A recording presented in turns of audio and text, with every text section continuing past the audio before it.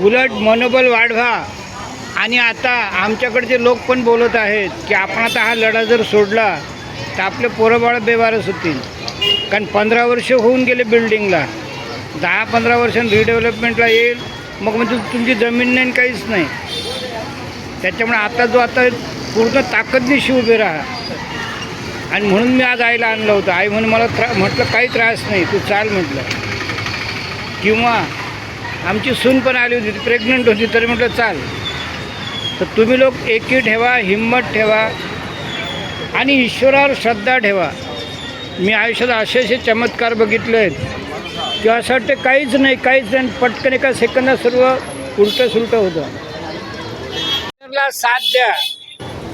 काय होतं मुख्य म्हणजे आपला जो लीडर आहे ते दोन्ही आता जोगदंड साहेब बघा किती वेळ काढून बसले. तर या सर्वांना साथ द्या. कारण हे काही कोणाच्या एकाच्या घरचं काम नाही.